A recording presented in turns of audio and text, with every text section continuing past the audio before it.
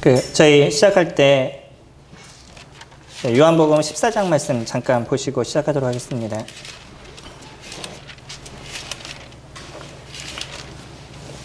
요한복음 14장 27절 말씀 같이 보시면요. 평안을 너희에게 끼치노니 곧 나의 평안을 너희에게 주노라. 내가 너희에게 주는 것은 세상이 주는 것과 같이 아니하니라. 너희는 마음에 근심하지도 말고 두려워하지도 말라. 세상을 사시면서 많이 두려우시죠? 어려움의 부분들이 많이 있으시죠? 저도 인생을 살다 보니까 느끼는 것 중에 세상을 살아가는 것이 그렇게 녹록하지 않구나라는 생각을 많이 이렇게 갖습니다. 특히 요즘 이제 아이들을 보면 저희 때하고는 또 다르더라고요. 그래서 아이들이 생각하고 있는 미래에 대한 부분들이 너무나 암울한 시대에 있어요. 어제도 저희 막내 친구들이 이제 같이 왔다가 같이 얘기를 하는 도중에 어떤 얘기를 하냐면,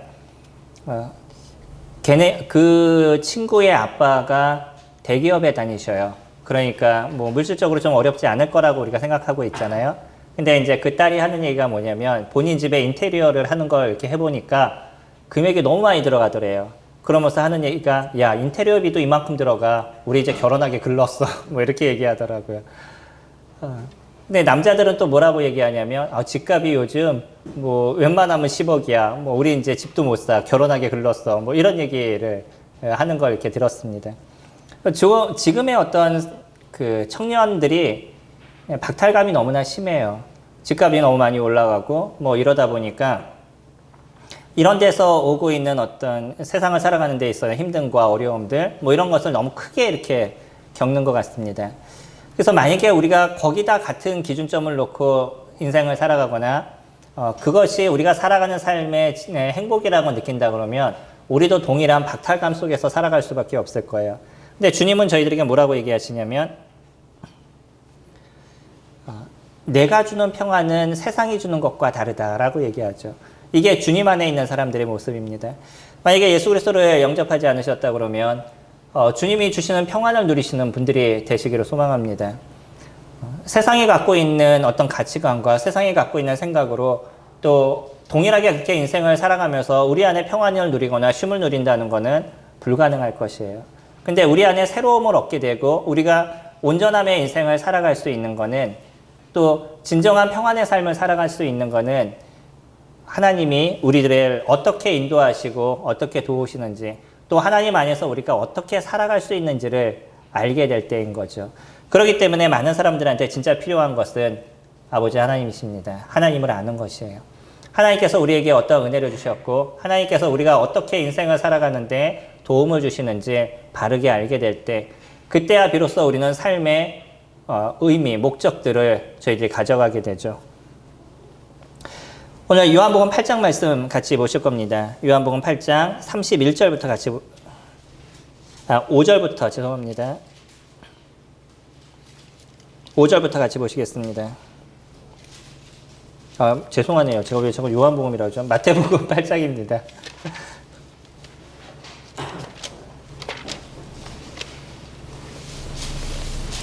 마태복음 8장 5절부터 같이 보시겠습니다. 한 절씩 같이 교독하겠습니다. 예수께서 가버나움에 들어가시니 한 백부장이 나와 간구하여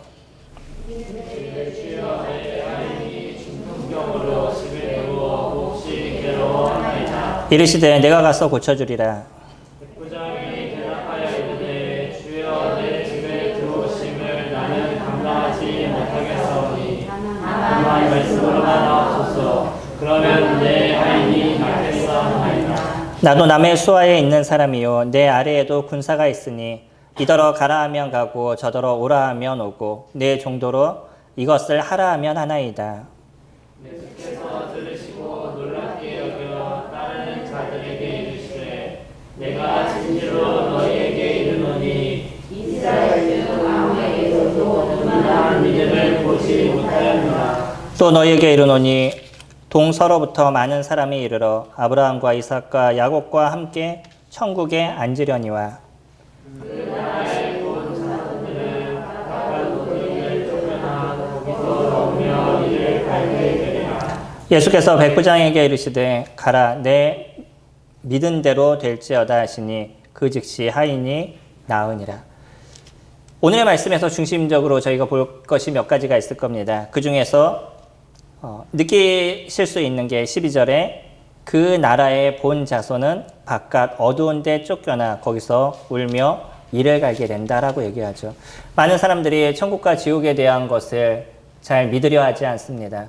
단지 요즘 교회를 나가는 이유도 그냥 교회 가서 어떤 도움을 얻으려는, 그러니까 내 자녀가 잘 되거나 아니면 식구가 잘 되거나 병이 낫거나 이것에 초점을 갖고선 사람들이 그냥 교회를 나가려고 하는 마음들이 있어요. 하지만 교회는요, 제일 먼저 얘기하는 것이 무엇이냐면 우리가 하나님의 자녀가 되느냐 되지 않느냐에 대한 부분인 거죠. 우리가 하나님의 백성 안에 있지 않고는 그 사람이 가져야 될 그 마지막에 대한 부분은 지옥의 형벌이라는 거예요. 그러나 이 지옥의 형벌부터 저희가 건짐을 받게 됐었을 때 그때야 비로소 이 세상을 살아가는 데 있어서도 하나님께서 주시는 평안이 무엇인지를 저희가 아는 인생을 살아가게 된다는 거죠. 이것이 다른 겁니다.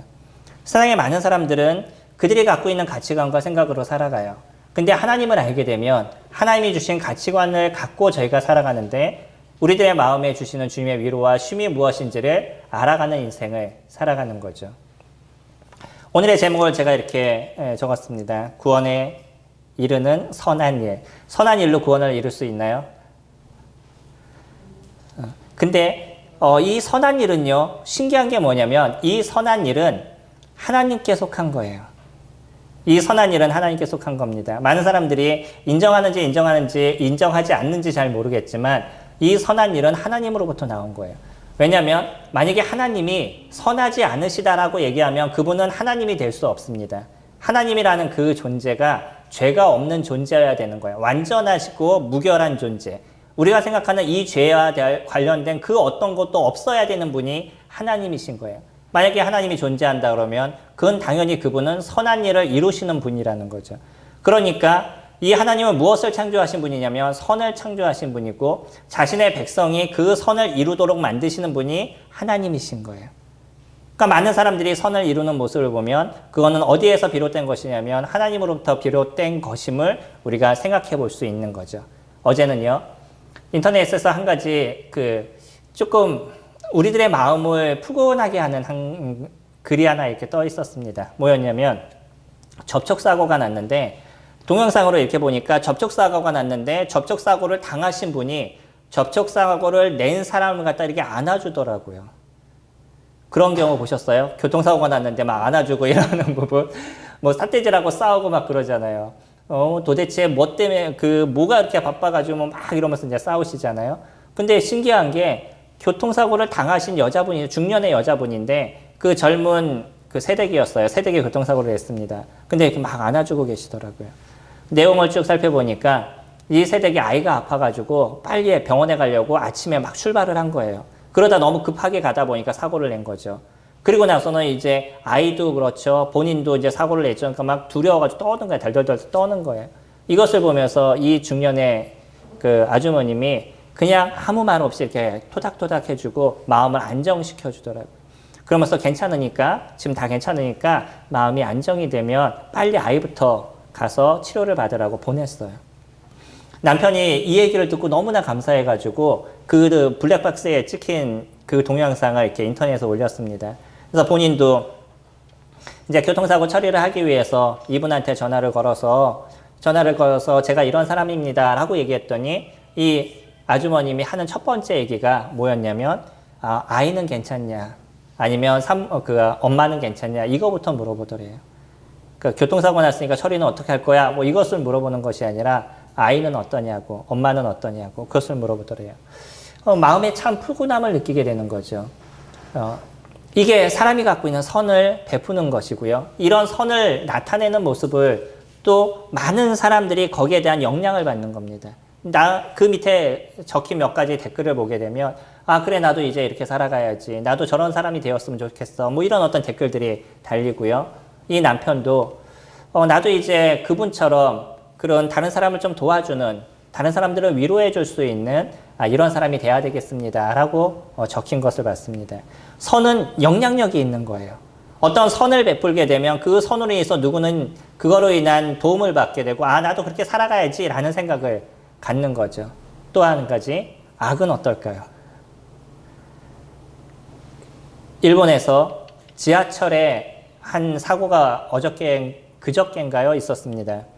어떤 거였냐면 한 남자가 그 영화에서 보면 좀 악당으로 나오는 그러한 조커라는 그런 영화가 있어요. 저도 뭐 보지는 않았었는데 그 캐릭터는 알고 있어서. 근데 그 마스크를 쓰고서는 주변에 불을 지르고 지나가는 사람을 막 칼로 이렇게 죽이는 이런 사고가 있었습니다. 이 사람을 이제 나중에 붙잡아서 얘기를 하다 보니까 왜 그런 일을 했냐 그러니까 난 그냥 죽고 싶어서 그랬다. 뭐 그래서 뭐 감옥에 들어가서 죽으려고 한다. 뭐 이런 어떤 이야기를 했었어요. 그러면서 한 얘기가 뭐냐면 어디에서 힌트를 얻었냐면 예전에 그 일본에서 그런 일이 있었나 봐요. 뭐 묻지마 살인했던 그러니까 전철에서 막 사람들을 죽였던 그것에 대해서 내가 힌트를 얻고 이 일을 했습니다. 라고 얘기를 하더라고요. 악은요. 악도 엄청난 영향력을 갖는 거예요. 어떤 사람이 악을 행하면 그 악에 대한 영향력을 많은 사람이 동일하게 받고 비슷한 모반 범죄를 하는 모습들이 갖고 있는 거죠. 선도 영향력이 있어요. 악도 영향력이 있습니다. 근데 이 선은 누구에게 속한 거냐면 하나님께 속한 것이라고 말씀을 드렸죠. 하나님께 속한 사람들은 그렇기 때문에 이 선을 드러내려는 생각들을 갖고 인생을 살아가고요. 그러지 않는다 할지라도 아직 하나님을 알지 못하는 사람들이라 할지라도 그 사람의 마음속에서 이 선을 베푸는 사람들, 이 선을 베푸는 사람들에 대해서 하나님은 어떤 생각을 갖고 계실까라는 거죠. 많은 종교에서 중심적으로 하는 얘기가 있습니다. 거의 대부분의 종교가 하는 얘기가 선을 베푼 사람들에게 무엇이 와요? 예, 복이 온다라고 얘기하죠. 그건 거의 모든 종교가 하고 있는 얘기예요. 이건 기독교뿐만 아니라 모든 종교가 다 하고 있습니다. 선을 베푸는 사람들에게는 복이 온다라고 생각을 해요. 그럴까요? 안 그럴까요? 그럴까요? 안 그럴까요? 경험을 못 해보셨나요? 선을 베풀었는데 악이 오는 뭐 이런 경험을 해보셨나요? 선을 베푸면요. 그 선에 대한 대가가 우리가 느끼던 느끼지 못하던 우리에게 오게 되어 있습니다. 그렇기 때문에 많은 종교도 마찬가지고 많은 사람들이 선을 베풀어야 됩니다 하는 얘기를 하는 거예요. 그거에 대한 경험을 해본 사람은 당연히 그와 같은 삶을 사는 게 그래 은혜인 거야 이런 거야 라는 얘기를 하게 되는 거죠. 왜냐면요. 하나님은 선을 베푼 사람에게 그 선에 대한 대가를 분명하게 지불해 주시는 분이라는 거예요. 어떤 사람이 하나님을 믿지 않아도 좋습니다. 그 사람이 선을 베풀었다 그러면 그 선에 대해서 기억하시고 그 선에 대한 대가를 주시는 분이 하나님이신 거예요. 그렇기 때문에 선은요, 선을 베푸는 사람들은 거기에 대한 은혜를 받는 삶을 살아가는 것이고, 악을 베푸는 사람은요, 자기가 인지하지 못하도 그 악에 대한 대가를 받습니다. 뭐 성경에도 그런 얘기가 나와요. 악을 행하는 사람이 더 오래 사는 것 같고, 선을 행하는 사람이 더 일찍 죽는 것 같다. 뭐 그렇게 보이는 경우도 많이 있습니다. 그건 단편적인 거예요. 실질적으로 보게 되면 오래 사는 것 같아도 그 사람은 오래 살면서 당하는 고통에 대한 부분이 적지 않게 많다는 걸 그 사람이 아니기 때문에 저희들이 잘 알지 못하는 거죠. 분명한 거는요. 선은 하나님 주시는 은혜가 있는 거고요. 악은 악에 대한 심판의 대가가 있는 거죠. 근데 조금 더 중요한 것이 있습니다. 무엇이냐면 이 선을 베푸는데 이 선의 목적이 무엇이냐, 원인이 무엇이냐는 거예요. 그러니까 선을 베푸는 이유가 무엇이냐는 거죠. 이 선을 베푸는 이유에 대한 것을 우리가 정확하게 알 필요가 있습니다. 오늘 제 본문 말씀 보시면 5절입니다. 예수께서 가버나움에 들어가시니 한 백부장이 나와서 간구하여 이르되 주여 내 하인이 중풍병으로 집에 누워 몹시 괴로워하나이다. 이르시되 내가 가서 고쳐주리라. 여기선 재미있는 이야기를 합니다. 무엇이냐면 백부장이라는 사람이 우리 집에 종이 있대요. 근데 이 사람이 중풍병에 걸렸는데 너무나 힘들어하고 괴로워한대요. 그러니까 좀 와서 고쳐주세요 라고 얘기했어요. 우리는 그냥 이거 쭉 읽으면서 그런가 보다, 이 사람이 좀 착한 사람인가 보다, 뭐 이런 생각을 좀 가질 수 있고요. 아니면 뭐 그러지 않아도 우리 집에 있는 고양이를 키워도 고양이에 대해서 아파하는 마음이 있는 게 사람의 마음인데, 우리가 같이 살아가고 있는 아무리 종이지만 종을 데리고 있다 그러면 뭐 아프다 그러면 충분히 그럴 수 있어 라는 생각을 가질 수도 있을 겁니다. 근데요, 문화적인 것을 우리가 생각해 보면 이것이 왜 어려운지를 저희들이 기억하게 되죠. 여기서 백부장은 로마 사람입니다. 이탈리아 사람이에요. 지금으로 얘기하면. 이 로마 사람이 이스라엘이라는 나라를 점령했어요. 그리고 나서 이 이스라엘이라는 나라가 반역을 일으키지 않도록 거기서 주둔하고 있는 군인인 거예요. 주둔군인인 거예요. 점령군인 거죠. 이 점령군의 입장은 무엇이냐면 이 나라에 있는 사람들이 반역을 일으키지 않도록 계속 감시하고 그것을 지켜보는 일들이 이러는 거예요. 그러니까 무엇인가 조금 잘못된 모습을 보이면 바로 진압을 하거나 이 진압이 되지 않으면 본국으로 얘기해서 군대를 파송할 수 있도록 하는 게 이 주둔군이 하는 일인 거죠. 이 군인도 그런 일입니다. 그렇기 때문에 내가 점령한 나라에 내가 있기 때문에 여기 있는 사람을 사람으로 인정할까요? 그러지 않을까요? 예, 노예로 생각하기 때문에 그렇게 중요하게 생각하지 않는다는 거예요. 그런 로마의 백부장인데 이 백부장이라고 얘기하면 말 그대로 백부장이면 밑에 몇 명이 있는 거예요? 예, 100명의 군사가 있는 겁니다. 천부장이라고 얘기하면 그 밑에 1000명의 군사가 있는 거죠. 자기 밑에 1000명의 군사가 있어요. 근데 100명의 군사가 있어요. 그러니까 100명이 그렇게 커 보이지 않을 수도 있지만 주둔군 안에 와 있는 군인은 그렇게 많지 않습니다. 그러니까 이분이 갖고 있는 권력도 적지 않은 권력을 갖고 있는 분인 거예요. 그러니까 이스라엘에 있는 사람들, 모든 사람들을 자기 발밑에 놓고 얘기할 수 있는 그런 권위가 있는 사람인 거죠. 우리나라도 일본에 침략을 당해봐서 알잖아요. 일본 사람들, 일본 옛날에 순사라고 얘기했던 그 사람들이 와서 얼마나 많은 어려움을 주고 갔는지, 예, 그것을 경험했던 분들은 많이 알 거고요. 그러지 않다 할지라도 우리가 역사 드라마나 이런 데서 봤었을 때 그 일본군이 우리나라 사람들에게 했던 그런 많은 만행과 이런 것을 저희들이 충분히 알고 있는 거죠. 놀라운 건 뭐냐면 내가 점령군이고요. 그리고 저 사람들은 포로다라고 생각하는 순간에 사람들은 악해지기 시작해요. 선한 사람도 악해지기 시작합니다. 이게 놀라운 거예요. 예전에 미국이 이라크를 점령했었을 때 있었죠. 그 걸프전이라고 얘기했던 그 걸프전 때 이라크를 점령을 하고 그리고 거기에서 군인들을 잡아서 포로 수용소에다 집어넣었어요. 그리고 그것을 누가 지켰냐면 미국의 군인들이 지켰는데 제가 그 사진을 아직도 갖고 있습니다. 가끔은 다른 분들에게 보여주기도 하는데 여자 군인이 여군이죠. 여군이 그 남자 포로들의 옷을 싹 벗겨놓고 그 같이 손가락질하면서 사진 찍는 이게 여러 장이 막 유포가 돼가지고 나중에 이것 때문에 큰 이슈화가 된 적이 있었거든요. 인권 모독의 그런 많은 일들이 그때 당시 있었습니다. 그 사람이 그렇다고 해서 진짜 우리가 소위 얘기하고 있는 사이코패스 뭐 이런 어떤 여군이 아니에요. 일반적인 사람입니다. 근데 그 일반적인 사람도요. 내 밑에 어떤 포로들이다, 죄수들이다 이렇게 생각하는 순간에 그 사람을 사람으로 보지 않고 안 좋은 어떤 동물과 같은 그런 느낌을 사람들이 가져가고 있는 거예요. 이게 인간의 마음인 거죠. 근데 이 백부장이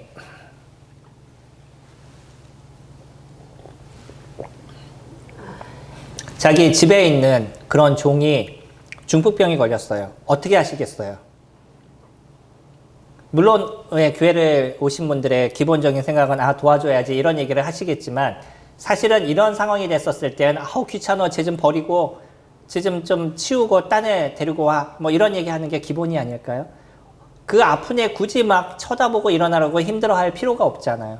이 사람의 입장에서는. 근데요 이 백부장이 자기 종을 불쌍히 여겼어요. 그리고 누구에게 찾아갔냐면 예수라는 분이 오신다는 이야기를 듣고 가버나움에 오신다는 이야기를 듣고 그분을 찾아서 나갔습니다. 왜요? 그 종을 낫게 하기 위해서. 얼마나 선을 베풀고 있는 백부장인지 저희가 인지하시겠나요? 이 사람이 베푸는 이 사람이 하고 있는 선이 우리가 생각하는 생각보다 훨씬 고차원적인 그런 선을 베풀고 있는 사람이라는 거예요. 그리고 이스라엘의 점령군에서 어떤 유명한 인사이긴 해도 나는 그 사람을 점령하러 들어간 사람이에요. 그런 예수를 이 백부장이 인정하고 있다는 것도 놀랍지 않나요? 그래서 그분에게 찾아가서 뭐라고 얘기하냐면 내 하인이 중풍병에 걸려 몹시 누워 몹시 괴로워하나이다 라고 얘기했어요. 그러니까 좀 고쳐주세요 라고 간청하고 있는 것을 보고 있죠. 그렇다면요, 우린 여기서 느낄 수 있는 한 가지가 있습니다. 그게 뭐냐면 이 백부장이 느끼는 예수라는 그분을 어떻게 기억하고 있느냐는 거예요. 이게 다른 거예요. 똑같은 선을 우리가 행한다 그래서 그래 그 선을 행하니까 무조건 저 사람은 잘 될 거야 라고 얘기하는 것이 아니라 그 선이 어디에서 왔느냐가 중요한 거죠.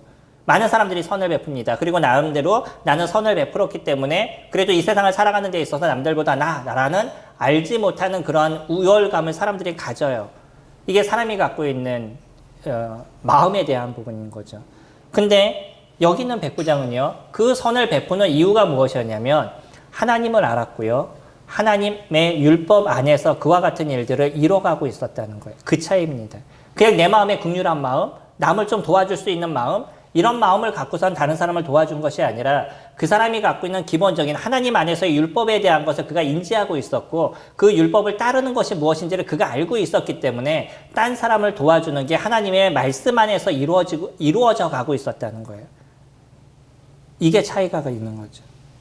그 선에 대해서는요, 하나님이 분명하게 기억하시고 어떤 기회를 그에게 주시냐면 그가 하나님을 믿을 수 있는, 다시 얘기하면 거듭날 수 있는 기회를 하나님께서 부여해 주신다는 거예요.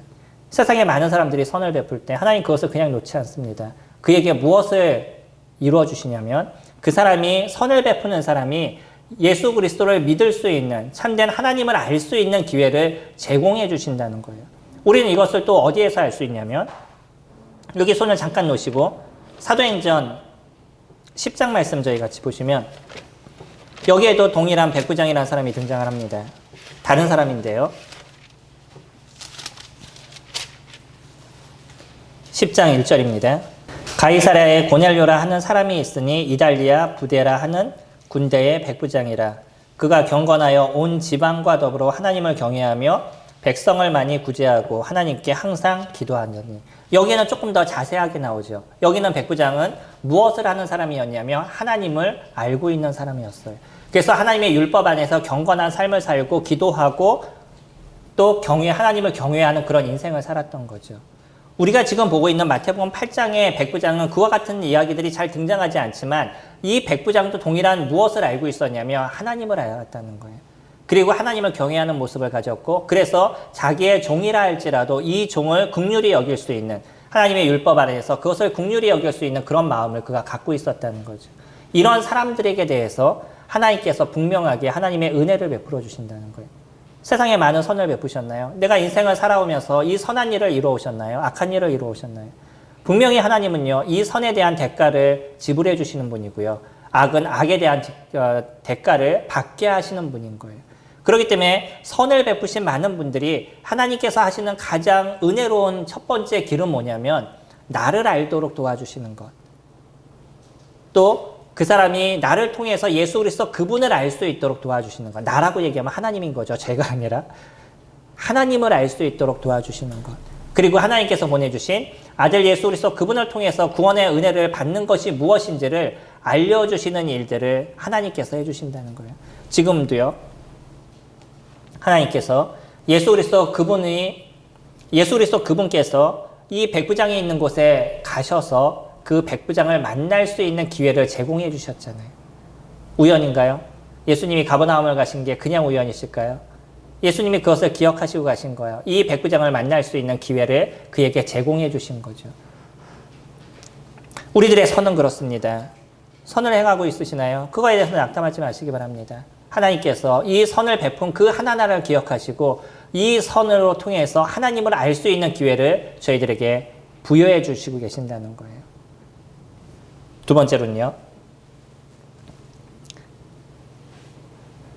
8절에 백부장이 대답하여 이르되 주여 내 집에 들어오심을 내가 감당하지 못하겠사오니 다만 말씀으로만 하옵소서. 그러면 내 하인이 낫게 싸움나이다. 나도 남의 수하에 있는 사람이요 내 아래에도 군사가 있으니 이더러 가라 하면 가고 저더러 오라 하면 오고 내 종더러 이것을 하라 하면 하나이다.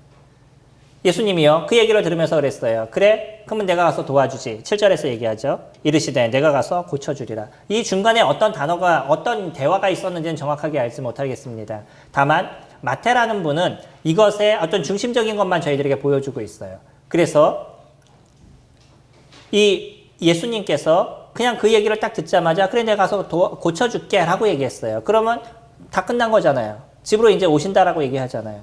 근데 왜 여기서 또 토를 달죠? 그 차이가 무엇인지 아세요? 딴 사람은요, 그냥 데리고 집으로 가셨을 겁니다. 그리고 그냥 고쳐주는 것을 보았을 거예요. 그러나 이 사람이 진짜 어떤 믿음을 갖고 있었는지는 우리는 그 다음의 단어를 통해서 정확하게 볼 수 있는 거예요. 백부장이 뭐라고 얘기하냐면 저희 집에 오지 마세요.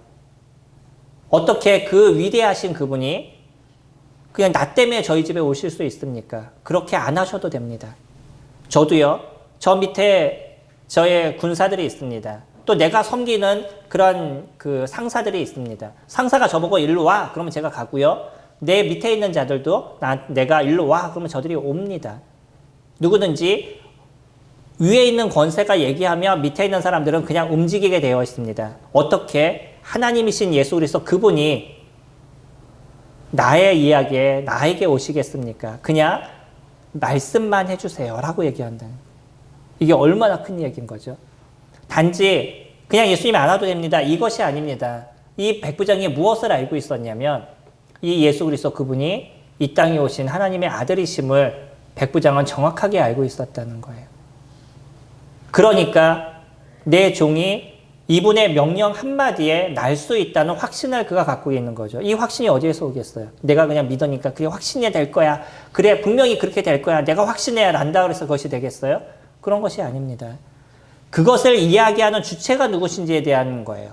그 말을 하는 그 주체가 누구신지에 대해서 이 백부장은 정확하게 알고 있었다는 거예요. 그래서 이 주체가 그것을 허락만 하시면 이 하나님이신 그분, 예수 그리스도 그분, 이 땅에 오신 예수 그리스도 그분이 한마디만 하시면 이 문제는 해결될 것에 대해서 이 백부장은 정확하게 알고 있었다는 거죠. 그리고 나서요, 예수님이 뭐라고 얘기하시냐면 10절에 예수께서 들으시고 놀랍게 여겨 따르는 자들에게 이르되 내가 진실로 너희에게 이르노니 이스라엘 중인 아무에게서도 이만한 믿음을 보지 못하였느니라. 많은 사람들이요, 말씀을 오해하고 있습니다. 뭐냐면 그가 병이 날 거를 믿으면 병이 날 거야 라는 것에 자꾸 초점을 맞추고 이 말씀을 봐요. 그럼 어느 게 중심인 거예요? 예수 그리스도 그분이 중심이 아니라 그냥 내 병이 날 것인가 냈지 않을 것인가 이것을 생각한다는 거예요. 여기 말씀의 중심은 그런 것이 아닙니다. 무엇을 얘기하고 있냐면 이 백부장이 예수 그리스도 그분을 하나님의 아들로 정확하게 인정하고 있었다는 거예요. 믿고 있었다는 거예요. 그렇기 때문에 그 완전하시고 온전하신 그분께서 그 한마디가 딱 떨어지고, 그러니까 명령이 딱 떨어지게 되면 그 명령에 대해서 분명하게 이루어져 나갈 것에 대한 믿음이 그에게 있었다는 거죠. 이런 믿음은요, 예수님이 얘기하는 것처럼 이스라엘의 어떤 사람에게서도 보지 못했던, 하다못해 지금 그를 따르고 있는 제자들 안에서도 보지 못했던 그런 믿음인 거예요. 그 확실한 믿음을 이 백부장이 갖고 있었다.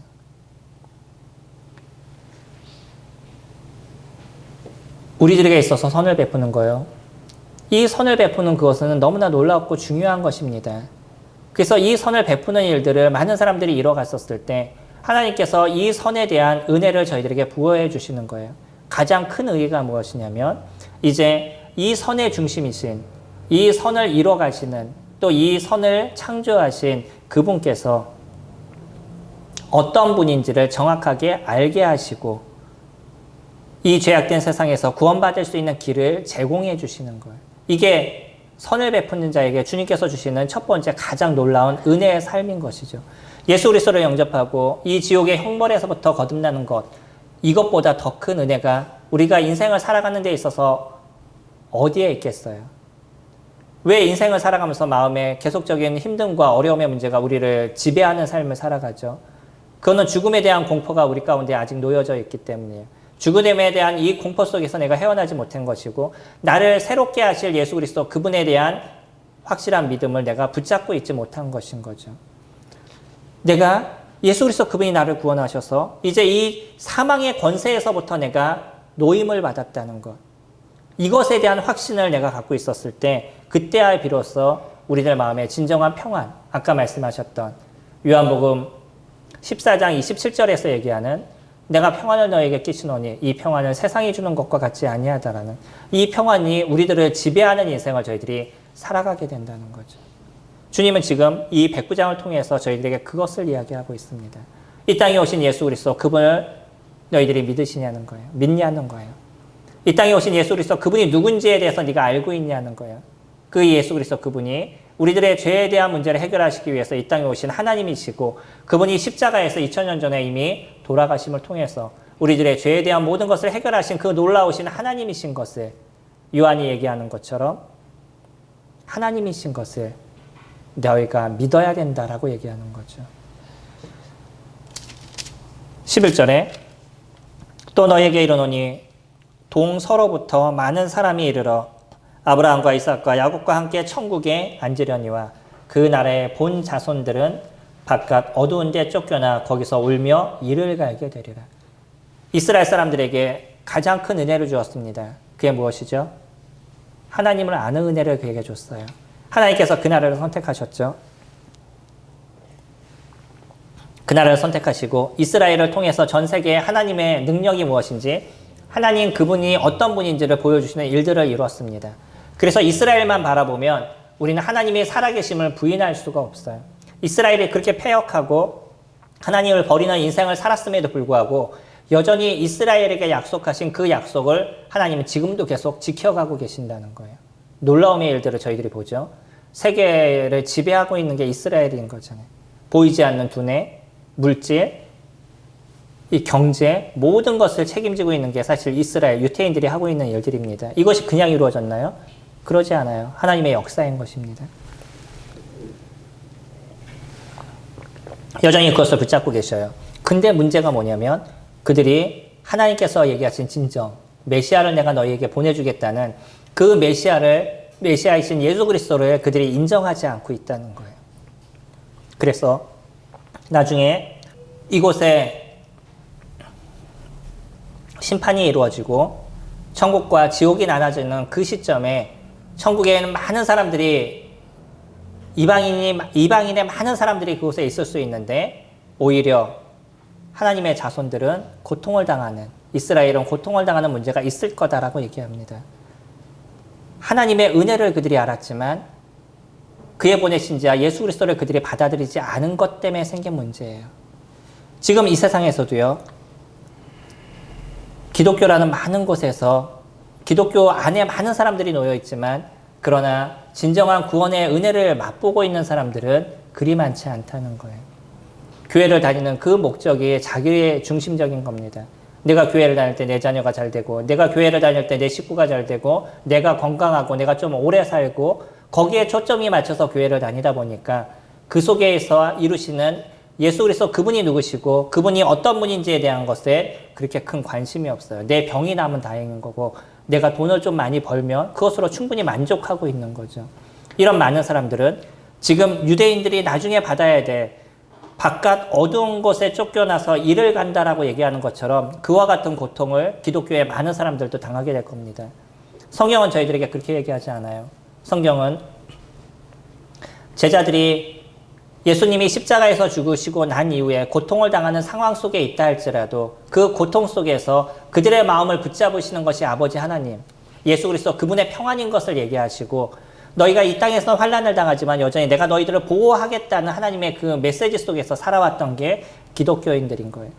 기독교의 그 역사는 끊임없는 박해와 고통의 역사였습니다. 그러나 여전히 그 속에서 그들은 예수 그리스도가 주시는 쉼과 안식의 인생을 그들이 살아왔어요. 이게 기독교의 모습인 겁니다. 다시 얘기하면 예수 그리스도 그분을 통해서 어쩌면 이 땅을 살아가는 데 있어서도 핍박의 문제가 있다 할지라도 그것이 그들에게 있어서 당연한 삶의 한 길인 것을 인정하는 삶을 살아가고 있다는 거예요. 근데 지금의 기독교인들은요.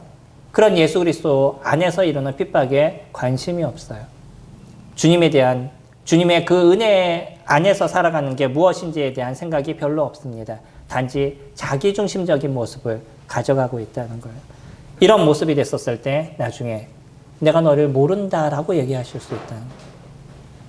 저희들이 알고 있는 것처럼 이 코로나가 시작되면서 잘못된 기독교로 인해서 많은 기독교가 욕을 먹었던 시점들을 저희들이 지나서 왔습니다. 이번에도 서울에 있는 한 교회가 폐쇄가 됐는데 그 폐쇄시키지 못하게 하기 위해서 교인들이 나와가지고 분사기를 막 쏴대면서 손을 못 대게 그 경찰들과 대치하고 싸우는 그런 모습들을 저희들이 지켜보고 있잖아요.